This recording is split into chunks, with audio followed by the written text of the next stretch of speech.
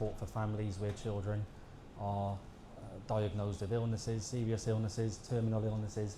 It's important that the government do as much as we can to support families in these circumstances. I don't intend to talk a long time here. I've just come to chair the meeting because it's very important to me and everyone here, I'm sure. I'm just going to briefly mention that Stephen Kinnock is on his way. He's running late, stuck at security, unfortunately, but he is coming. He's assured us and he will be here. He told me last night he would be, so if he's not, I'll call him. Okay. I'm going to let the people introduce themselves as we go along, but just so everyone knows who is in the room, we've got Hayley Charlesworth down on the end. Hello, founder and CEO of, is it Harry's Pals? Harry's Pals. That's it, yeah, make sure I get that right. Then we've got, just going down, Julie Doyle, CEO of Amplius. Yes. Yeah, that's right. We've got Rachel Wright, the director at Born at the Right Time. Correct. Yeah, and Ben Coleman, MP. He'll introduce himself when we get there. Okay. So as Stephen's not coming, we've slightly changed the agenda around. So Hayley, it's over to you to introduce yourself and your cause. Hello, my name is Hayley and I'm founder of a charity called Harry's Pals, named after my son, who is 10 now and makes me so proud every day with his sunny disposition and infectious smile. I will tell you about the charity, but to begin with, I think it's really important that I tell you about Harry, about our experiences and the huge gap in support that is impacting families up and down the UK. When I was pregnant with Harry, we didn't realise there was any problems at all. It was a really uneventful pregnancy. However, the day Harry was born, he started to have seizures. He was rushed to neonatal where he had tests galore. They didn't know whether it was an infection or a virus. At one point, meningitis was being mentioned, and sadly at that point, I was sort of hoping for meningitis. And then, after the longest 3 days of our lives, we were ushered into a side room with a notice on the door that said, "Do not disturb." I knew this was going to be bad news, but nothing could have ever prepared me for the horror of being told, "The MRI scan results are back, and your son has suffered significant brain damage." The consultant thrust the image in front of us and said, "You see all the areas that are white? Those are the areas that have been taken out by strokes." The whole image was white. The rest still feels like a blur with that image etched in my mind. Words came at me: cerebral palsy, learning difficulties, feeding problems, epilepsy, motor issues. It was at that point that I knew that my life as I knew it was over and a new heartbreaking world unfolded. Suddenly, back in the room, the consultant began to talk about plans for discharge. Once Harry was well enough, we could go home. We could leave the safety net of the hospital and the big red button in case anything went wrong. And this was a really frightening prospect for my husband and I. I remember asking at that point, sort of naively, well, what support will be available for us when we go home? Surely we can't cope with this on our own. To which we were told it's not something that is offered, but to go home and have a look online. So we did just that. We searched the internet. We wanted somebody to help with the flashbacks, the conflicting emotions, the panic attacks, and the feeling that I just wanted to end it all. Without any support, my mental health plummeted. During those first few years, I don't feel like I was a good mum to my 2-year-old daughter, Lily. And my husband and I argued all of the time because of the strain of it all. And if I'm really honest, I couldn't even look at Harry through fears that I would connect with him because I knew that eventually I was going to lose him.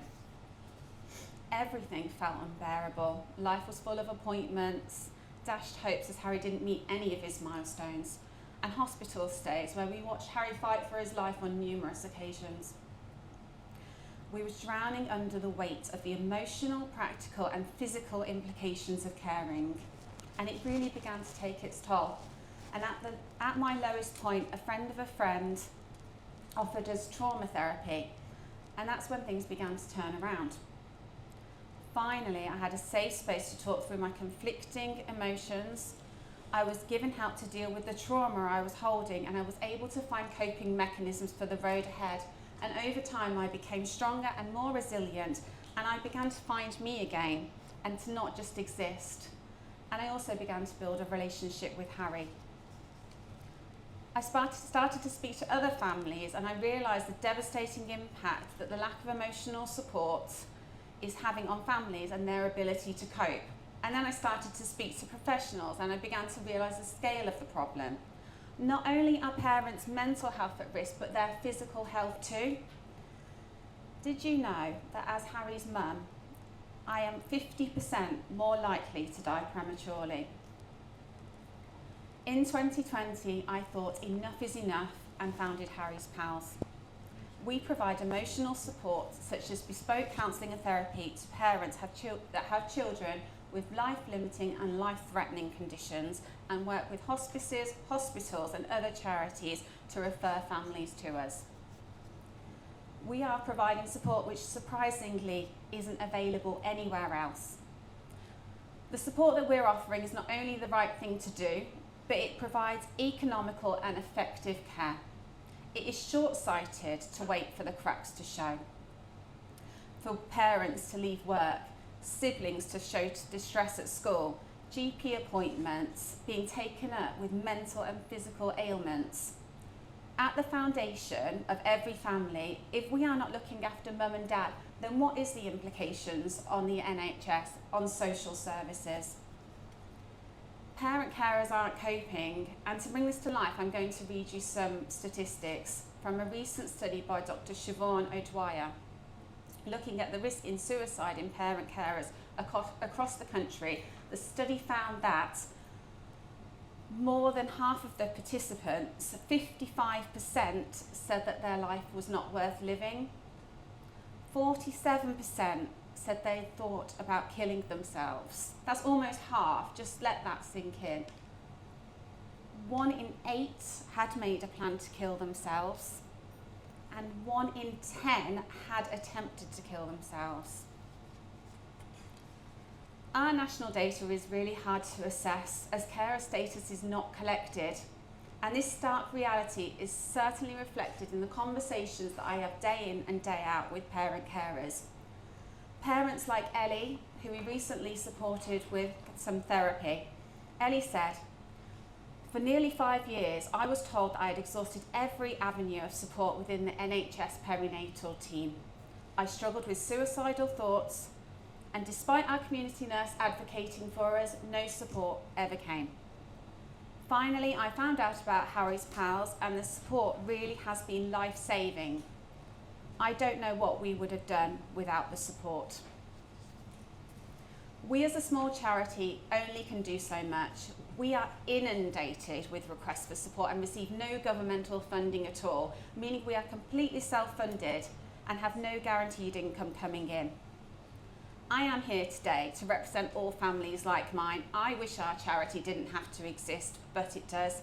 I wish I didn't have to speak to heartbroken and depleted mums and dads every day, but I do. I am glad though that we can make a difference. But just imagine the difference we could make if organisations, the public and government could get behind this and support every family going through what is every parent's worst nightmare. Thank you.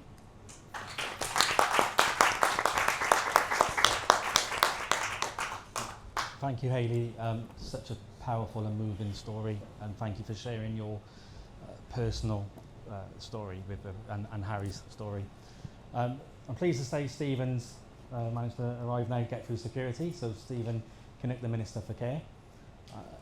In a slight rearrangement of the order we were going to go in, Stephen, I'd like to invite you to talk now, if you're happy to.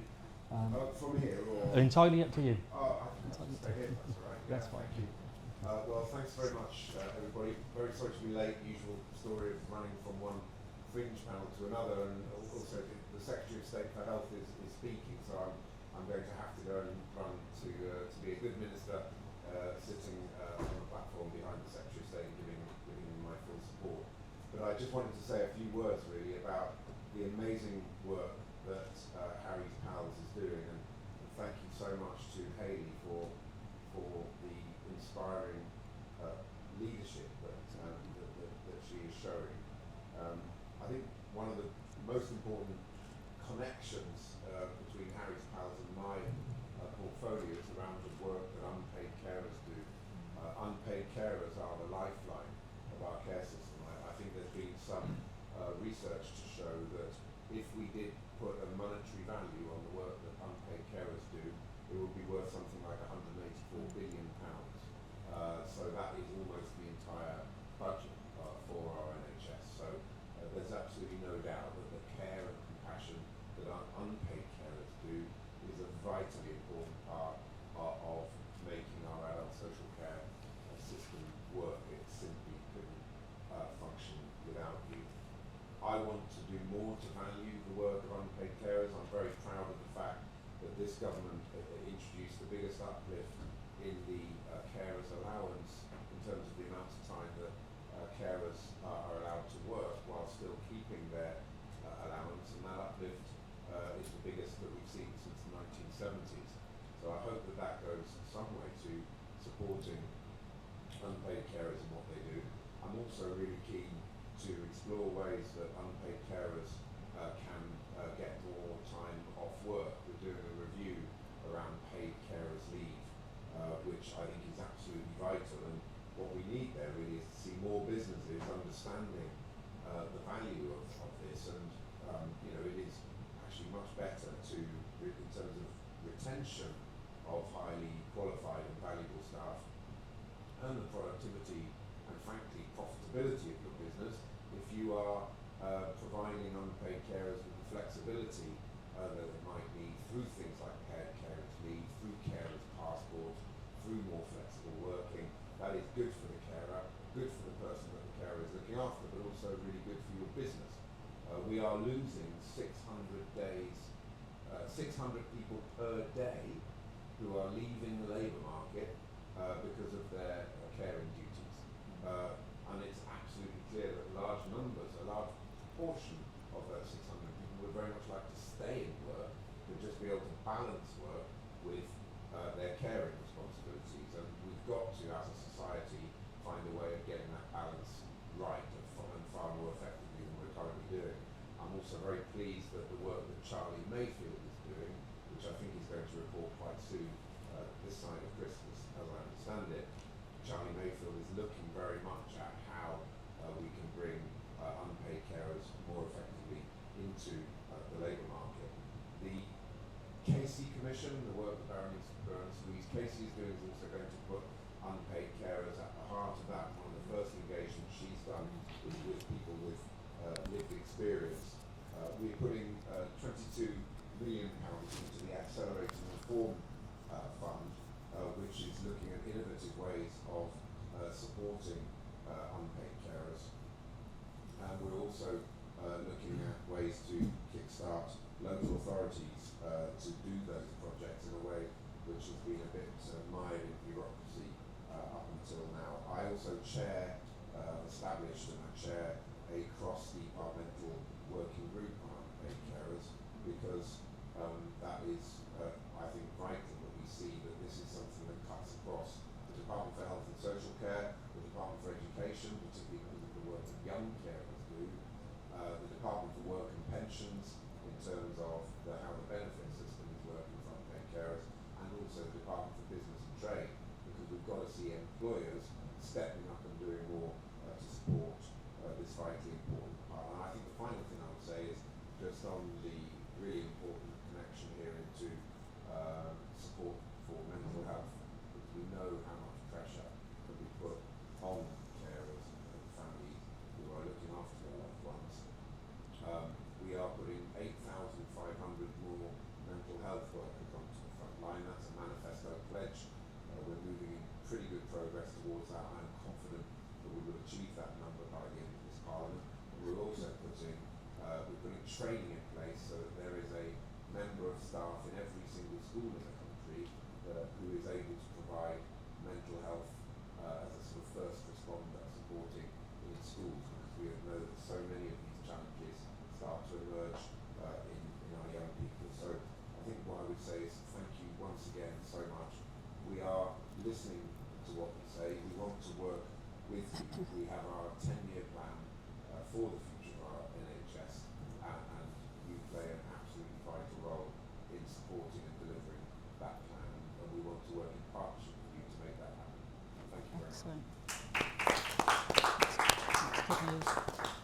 Thank you, Stephen. And can I just say here, I'm really pleased to hear those comments from Stephen and the government, not because we want any political point scoring or individual wins, but because this is the right thing to do for families and children. This is the right thing to do, so I'm pleased to hear those comments. Thank you, Stephen. Now we'll hand over to Julie and let you introduce yourself. Thank you. Out. Good morning, everyone. I'm Julie Doyle, and I am the Chief Executive at Amplius. Amplius is a Midlands-based housing association. We own about 40,000 homes, and we house more than 80,000 people. And we provide general needs housing, specialised housing and care, and we build about 1,000 new homes every year too. And Amplius has been working with Harry's Pals for about 5 years now. So inspired by Hayley's story, we got together with the Chartered Institute of Housing, the National Housing Federation, Carers UK, Place Shapers and Inside Housing magazine. And we set up something called Harry's Pledge. After hearing from Hayley, Amplius and others simply felt compelled to get together and agree to set something up in Harry's name as Harry's legacy. So Harry's Pledge asks housing associations and others to sign up and do what they can to support people with disabilities and also carers. And it has a number of ways that organisations can do that. But the main part of the pledge that is relevant today is how we support parent carers who have children who are likely to have a short life. So the pledge has two specific promises. One is that housing associations will signpost parents to access counselling services to support them with their mental health following a very serious diagnosis. And the other is about acknowledging the importance of respite care for parents of critically ill children. Now this is quite a big thing because the sector has 2.9 million properties and we house over 6 million people, that's 1 in 10. So this pledge is really far-reaching. The sector also employs thousands of people, of course, and some of those might be parent carers too. And that's not to mention the extensive supply chain, whether that's builders, contractors, lawyers, etc. All of those people that work with us. And we're trying to get all of those people signed up to the pledge, and we're doing really, really well. We've got 108 housing associations and their supply chains signed up to date. And that's because you hear from Hayley and others, and you just can't help but realise that this matters. You know, it's right to support parents who have really sick children. It's just the right thing to do. But it also makes good economic sense. By spending small amounts of money now, we can provide families with the extra support and resilience that they need to help them cope. We also know that families who have very sick children are more likely, well, they are the poorest in society, either because costs are always higher or because one or both parents can't work. So they are living more in social housing than elsewhere, so we've got a bigger percentage. And I want to talk to you about a family that lives in one of Amplius properties. I'm going to call him John. That's not his name, his real name, but this is a real, very recent experience. John is severely disabled. He's 5. He's spent many months of his short life in hospital, and he's been out in and out of hospital multiple times. And as Hayley said, you know, the family on each occasion have to gear themselves up to the fact that this could be the time that they lose John. Understandably, it just got too much for Mum, and Mum left. She left and cut all contact because she just couldn't cope, it was too painful. And since then, Dad, who I'm going to call Alan, has been since trying to hold it together on his own. So Alan's mental health, understandably, has been impacted so greatly. And as John has got bigger, his physical health has been impacted too. Carrying John up and downstairs isn't an easy thing as he's just got bigger and heavier. So Amplius have stepped in. We've built a downstairs extension so that Alan doesn't have to do all that carrying up and downstairs. But we can't help directly with Alan's mental health. We just can't do that. We're not experienced. So that's where we work in partnership with Harry's Pals. So we directed Alan to Harry's Pals, and after 10 free counselling sessions and a short holiday, I'm really pleased to say that Alan's feeling a lot better and more able to cope. I really believe that that small amount of intervention, not high cost, has prevented that total family collapse. I really believe that, and I think it's prevented John being taken into care. That's what Alan's told me. As this title of this discussion explains, this experience is every family's worst nightmare.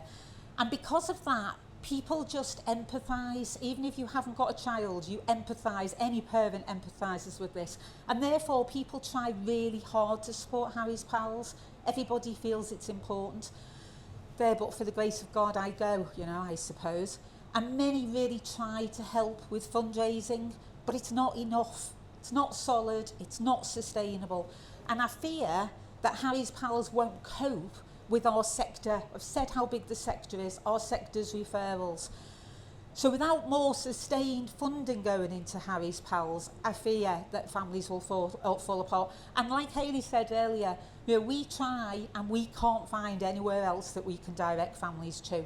So I hope you agree that holding parents' hands through their worst nightmare of caring for and preparing to lose their child needs your help. And I know that Rachel will discuss some practical steps that we hope government will take. Thank you. Thank you, Julie. This is where I bring out the magic wand and say it won't cost any more money, it'll be dead easy and everything else. Unfortunately. Hi, I'm Rachel Wright. I'm the founder and director of One at the Right Time. We're an organisation that resources parent carers, trains professionals, and tries to influence policy makers and providers. I'm a qualified nurse by background. I'm an author and the host of Aspire to One, the podcast, which aims to support people like me and Hayley, because I too am the parent to Sam, who has profound disabilities and a life-limiting diagnosis. So when I transitioned from being one side of the bed as a nurse to the other side of the bed as a parent carer, that's when I noticed the huge gap. It wasn't this slow evolution, it was, like Hayley, an abrupt transformation, a tsunami brought on by another MRI scan and the quiet words of the consultant that changed our lives forever. I was used to being the person sitting in the room assisting the breaking of the bad news. I'll let you into a secret, all of us parents know that if you are taken into a room, whether it's got the do not disturb sign, if they have screwed a flower painting to the wall in the NHS, it's going to get serious really quickly.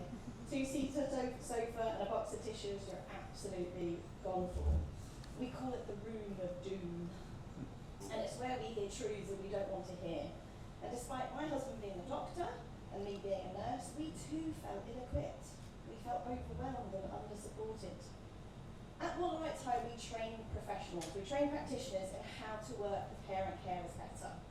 And our most recent course is focused on the growing phenomenon of parent-carer trauma. Now, there's the trauma that Hayley described really eloquently, that one that arrives at diagnosis and the many moments sitting by hospital bedsides, helpless and pretty hopeless. But there are numerous ways that the system inherently, unwittingly, through action and inaction, cause trauma to parent carers, or as researchers are calling it these days, systems-generated trauma. So today our goal is really clear, for families like ours to feel less alone, and for psychological support to be part of the provision that surrounds children with medical complexities. And there is equivalent existing services, whether it's in oncology or cleft palate, where this psychological support is inherent in paediatric services. I want parent carers to be able to access the essential and brilliant work of Harry's pals, and that access not to know to be dependent on whether or not they've heard of Hayley and her team, or whether Hayley and the team have managed to find the resources and the fundraising so that they're not having need outstrip their capacity. Last week I flew to Holland for the funeral of my friend's 18-year-old daughter. As a parent of a young man with a life-limiting condition, I've been to more children's funerals than adult funerals. Where in my 20s, I'd like to go to other people's weddings and look at the favours and the fancies and think, oh, when I celebrate my marriage, maybe that's what I'll do. I do the same with funerals. That's a nice coffin. They've done that really well. And it shouldn't be like that. The thought of Sam dying is one that we live with. I've planned and replanned his funeral many times. The thought of dying before him is equally scary and equally impactful on my mental health, because the current provision of services wouldn't suffice to look after him well enough. So how could it be better? We need to strategically look at meeting the needs of this forgotten minority, those whose outcomes are worse than any other section in our population.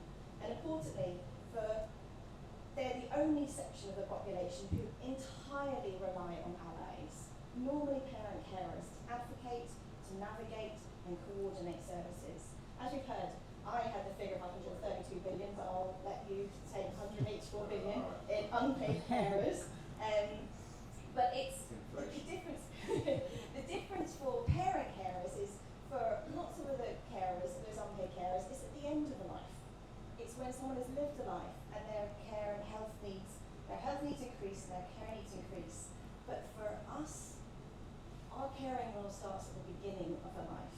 And really importantly for our mental health, we don't have a socially acceptable option to leave our caring role. These parents are where we need to start. Better health for parent carers reduces the negative impact on the whole family. It increases our contribution to the economy, and it reduces our reliance on mental health services. We need to stop and coordinate the way we treat and care for this population, so we are inadvertently wasting money, as I'm going to demonstrate in Sophie. So Sophie needed a wheelchair, one that she could stand and sit. That's what she wanted. Except that piece of kit was deemed as way too expensive for wheelchair services. But instead of buying the wheelchair for whatever it was, 30 grand, they built a room on the side of the school, they put on a ceiling track hoist, and they transported the standing frame to and from school every single day with 2 paid carers. Not so clever use of money anymore. Because the pot of money sticks with the services and the gaps. It doesn't stay with the person who needs it. And this short-sighted, uncoordinated, inefficient, and ultimately uneconomical provision of services is the same that's happening with parent carers, who are the backbone of complex children's lives. This is what we need. We need some more funding for Harry's Pals, where they're supporting the mental health of parent carers who are struggling right now. We need a task force or all-party parliamentary group that focuses on children with medical complexity. There isn't one. One where children with life-limiting or life-threatening but exceed extensive complications in their SEN, their health and their social care needs. It needs to be integrated with a psychological support of parent carers at the heart of paediatric services. We need to create a greater awareness of parent carer trauma, to understand where that exists and how systems are perpetuating it. We need to train professionals, giving life-changing news and dealing with challenging conversations, and we need to look strategically at the provision of services and how institutionalised parent care with blame, the lack of coordination, the lack of accountability, the focus on output rather than outcomes are causing unnecessary trauma. So what we want is we want to call on these changes, not just because it's our moral duty, but it's economically sound. It makes sense. It's feasible. It's a quick win for this population. Living with the knowledge that your child is likely to die before you is every parent's worst nightmare. But with these clear, really achievable changes, the trauma of that nightmare, it can be reduced. For families like Hayley's, families like mine, so many other families around the country can be given the opportunity to live a beautifully ordinary family life.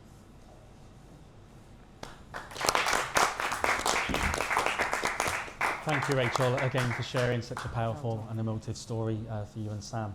Ben, I'm going to hand over to you. Yeah, sure. Well, thank you. This has been really difficult and emotional, and I hope these were interesting and helpful. And thank you all for telling the story. I guess you're used to doing it by now, but it's definitely horrible and difficult each time. It must be. Nobody should have to go through this time and time again because the services aren't there. I'm Ben Coleman, I'm the MP for Chelsea and Fulham, and I sit on Health and Social Care Committee in Parliament. And before I was an MP, for many years I was campaigning among other people for disabled children, and very specifically for children with life-limiting, life-threatening conditions, with you may have heard of an organisation called ACT, and the free seeding organisation for Together for Short Lives, which we helped bring together.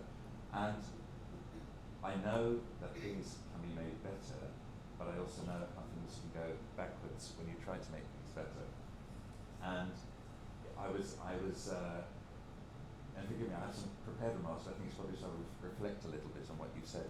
I know that one always tries to do things which don't cost more money, and I think we can talk about that a little bit more, if I may, maybe talk with you all about that. And that's particularly good at the moment, because the things that we managed to do under the last Labour government, when Ed Balls was the Secretary of State for Children, School and Families, and Andy Burnham was for Health, and when we managed to release £1 billion for services for disabled children, including children with life-limiting conditions, we managed to get the only unfunded pledge of the Tory manifesto, which was £10 million for children's hospices. All of these things came after some time. We had a government, you may remember last time, which came in with a promise not to beat the Tory spending, not to increase money above the Tory budget for 2 years, and we had a terrible economy. We have an even worse economy at the moment. Every cupboard we open is bare. And a lot of what Labour managed to do last time came in the second and third term. So we've been very ambitious now, and our parents are rightly, because what happened is a lot of what we did, we had short breaks for disabled children, £340 million. We focused on the transition from children's to adult services, but whether it's 16, 17 or 18, depending on the service you're getting, whether it's social care or whether it's health, we focused on that, and we put £14 million went into that. And I know these are all figures. They were worth more in those days, those figures. And when I was a cabinet member for social care, which I was for many years in Hammersmith and Fulham in London, I also focused hard on transition. And I was interested to see that it was how all the money that's been ring-fenced and Labour had put in was gradually losing its ring fence and was falling away, and problems were increasing. So now we just had a talk beforehand, and you were talking about parents reaching crisis point or falling off a cliff when you get to think. It's exactly what we were talking about 20 more years ago. And every time we're in the Health Select Committee and I say, when did it start getting worse? People say, about 10, 11 years ago. And I'm going to stop with the politics, but I just have to say that I think what George Osborne did and the austerity programme is severely understood as one of the worst and most brutal and pointless and damaging things that's happened to our country. And we are living with George Osborne's legacy now. I won't even say David Cameron, he barely ran the government. And we have to recognise that. So that sounds like politics, and it sounds like a big excuse for doing nothing. So I'm aware of that. So it shouldn't be. And I think what's very interesting is when we talk about, we have a group of Labour MPs, and a very, very large group of Labour MPs, who are surprisingly passionate concerned about SEND. They tend to frame things in terms of children with special educational needs. I prefer to talk about disabled children and young people and their families always, because I think that all goes together, and you're making that very strong point. But nonetheless, we have a very, very large group of MPs who consistently, I think we've had more debates on SEND and SEND-related issues than we have on anything since we came to power. The last one we had 90 MPs in it, some Lib Dems, not from Tories. And it is a very live issue. But within the disabled children's issue, there is of course the smallest, and that's already a small segment of the population, there's the smaller segment of children who are children and young people and young adults who have life-limiting, life-threatening conditions. So when I visit my local hospice, when I say my local children's hospice, as I say, I represent Chelsea and Fulham, and I go down to Shooting Stars, which is a way away, but they're now talking about supporting young people, children, young people 10 years or more, and then helping with the transition to adult services. So, I haven't got anything. I think we know the services aren't joined up. I think we have a challenge with the fact that what's going on in the health system at the moment is integrated care boards are becoming funding reduced, and that's proving challenging. But on the other hand, we have an opportunity with a move to neighbourhood health services, which is when you make the whole population, health and social care population, whatever word, population, people. So you're meant to get mental health, you're meant to get hospitals, you're meant to get primary care, you're meant to get the range of services which support people and children and young people and their families coming together to provide health support in a way which is happening at the moment. Social care, housing, all meant to come together. There are 42 pilots happening at the moment. I've got one near me, and I'm going to be sitting down with them soon to understand exactly what they're doing. One of the things I'm going to be talking about is what they're doing for disabled children, and very specifically children with life-limiting conditions and their families. I think the point you make about trauma, the point you make about mental health challenges, even suicide, is very strongly and very well made. Because people, it still shocks me. It shocks me what you're saying, that after so many years people still say, well, you know, here are a few numbers you can call, here are a few websites you can go on. And there should be something much better in place. So, a couple of things. I had a quick word. So what we can do, and to integrate support better, is it is difficult to get a hearing for disabled children, but it's even more difficult to get a hearing for children with life-limiting conditions. I used to campaign, so I also campaigned for a charity called the Family Fund, which provides support for a lot of children and young people who live on very low incomes. We have the Disabled Children's Partnership, which is doing great work. We need to make sure that within that work, and it used to be the case, that children with life-limiting, life-threatening conditions and their families are heard. So I just had a quick word with Stephen Kinnock, and I suggest it might be useful if we can go and see him with a group of parents and organisations in this space. And he said he will do his very best, which is as good a commitment as I can calm somebody into in 2 minutes to get. There's just been an addition to the ministerial team in the Department of Health, in that Zubir, my friend Zubir, has become a minister as well. He's an interesting man to have. He's extremely good. He's actually a surgeon, and he still practices. So you're going to get a very sort of, you might get from him, on the downside, a very NHS hospital focused thing. But on the other side, if anybody can make the hospitals and all the other parts of the system come together, it's him. So he gets that. So I'm going to try, and he's going to be responsible for mental health and SEND. Stephen is going to retain responsibility for disability in general, so maybe we can try and get a meeting with them both, with the Disabled Children's Partnership as well, and others, but I think focus specifically, or maybe with Together for Short Lives, we think about that. We work in partnership. You work in Together partnership for with Short them, Lives, yeah. and they cover children's hospices, but also the non-hospice based support for families. But let's think about that afterwards and exchange some numbers. Jasper from my team is here. Maybe he's making a notice, fiscal notice or a mental note that we need to set this up. So I've got nothing much more brilliant to say. I recognise the challenges. They've been there for a very, very long time. We have to confront them. What people can do individually is go and see their MPs, and it's not enough understood. And it's a shame that you have to campaign all the time, but the fact is you've committed to campaigning, and that's fantastic. The impact of going to see a member of parliament is huge. The people we listen to are our constituents. I'm bombarded by charities getting in touch with me on issues. This is an issue I happen to care about, so I want to listen to the charities that get in touch with me, and charities that do disability. But we are bombarded, and a lot of it just goes straight through to, we just can't respond to everything and we delete it. What we always respond to is constituents. And if anything you can do to get your people that you work with to go and meet their MPs to talk about the challenges and the support they need, I would advise you to do. To do that, of course, it helps if everybody is saying the same around the country, is saying the same thing to their MPs. So you need some sort of coordinated campaign on that, some coordination in your messaging to do that. But that will help, because I think we need not just to have another debate in Parliament on one of the aspects of on SEND as a whole. We probably need a specific debate on life-limiting, life-threatening conditions, support for children and their parents in that space. And I should say I'm here pitch hitting for my colleague Jen Craft, who I sit on a health select committee with, who's a fantastic MP and has herself 2 disabled children and is doing some wonderful work in this space. We have other MPs who themselves know this. They have children with disabilities who may have life-limiting conditions. So there will be MPs who want to drive this forward. But for you, come together, get a common message, lobby your MPs, and I will try and do what I can to see if we can get you in front of the ministers to make the case. On the understanding that that will still be only part of a process.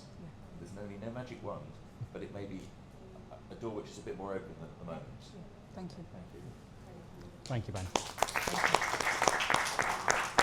Thank you. I am conscious of time, but I do want to take questions if anyone has any. If I could take the liberty to ask the first one, Hayley, what do you think would be the major policy change that government could make that would have had an impact for you and Harry? I think emotional support, counselling in those very early days, being able to access to deal with the trauma that we were facing, to find coping mechanisms would have made a huge difference. So yeah, ultimately counselling, and I think it would be, like I said, I think it's really short-sighted that we're not offered that support because, like I said, the implications on social services, on the NHS are vast. Thank you. The gentleman. Thank you. Hi, I'm Stephen Kinnock from the Disabled Children's Partnership. As mentioned, we're a coalition of more than 130 charities, parent groups and other organisations, and it'd be amazing if Harry's Pals could join us as well. I just wanted to raise children's social care, because actually we had the care minister here, but he's the adult social care minister. We have a children's social care system that deprioritises disabled children because it sees the world through a, I don't know if you know, but sees the world through a child protection, safeguarding lens and not a support lens. And families like what we hear on the same as the only time they get support at all is when the prices are more. That's always more expensive and always less effective than intervening early. So I mean, I wanted to put the minister on the spot a bit, but the Law Commission has just published a report with recommendations to change the law on disabled children's social care to give it more separation and very clear duties and expectations around disabled children's social care. And I really wanted to hear whether the government's planning on taking that forward and in sort of terms of your meeting, which sounds brilliant. I think it's really important that Josh McAllister, as the children's social care minister, would be there as well. And I think it's noticeable that Stephen can come to things like this as the care minister, because children's social care staff thinking about looking after children and child protection and not the support of families like yours. I think you're right. The academics bring that up as well. That's the trauma that I was talking about comes from that the fact that social care is under the umbrella of child protection and doesn't sort of that system generated trauma happens when you go for help and actually you get judgment and scrutiny and not support. And I think if we could just really sort of hone in here, when you mentioned earlier about people talking to their MPs, there are charities, there are disability charities, there's lots of organisations that Harry's Pals work with, like Together for Short Lives, that focus on the child. It could be better and it could be more joined up, but they are there. But we have in the sector really struggled to find anywhere, bar Harry's Pals, that focuses on the parent. And sometimes it is important to look at the whole, but I just urge some caution that you don't look at the whole and then lose the point, which is if you don't look after the parent carers, you're not looking after the child. No. And that voice just does not get through. You're right, and I think for me, it's really good that you focused this on that at this meeting, because so much of what the work I did in the past, so much of the discussion is all about, when we say children, young people and their families, but the actual psychological impact on the parents. It's very rare to have parents talking as openly as you have. Some of the things you said were so honest and so tough.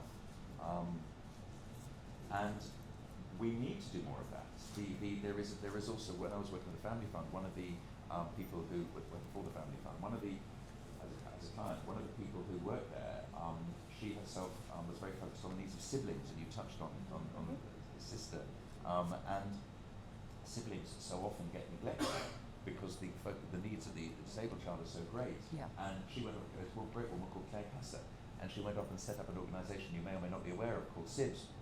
And we've had a meeting with them already in Parliament. We're going to be pursuing more work with them. But there is the whole issue of the support of the family. The parents first, siblings as well as the child, need to be recognised. And Family Fund at one point was just being a £50 grant to siblings. Wouldn't make a lot of difference to their lives, but it was just to say, you're noticed. Can I pick up on that one? So one very quick one. In my day job, I deal in multi-million pounds Harry's Pals deals in £50 here and £50 there, and the impact that a small amount of money can make is transformative. So it doesn't need to be hugely costly. What do you think? Well, when I was saying £50, I was saying because that was almost, you know, buy yourself something nice money, but it was also, what I'm getting this because I'm a sibling, and suddenly you felt recognised. When you're talking about £50 for this and that, what sort of things It's are a you talking counselling about? session. A counselling session costs on average £40.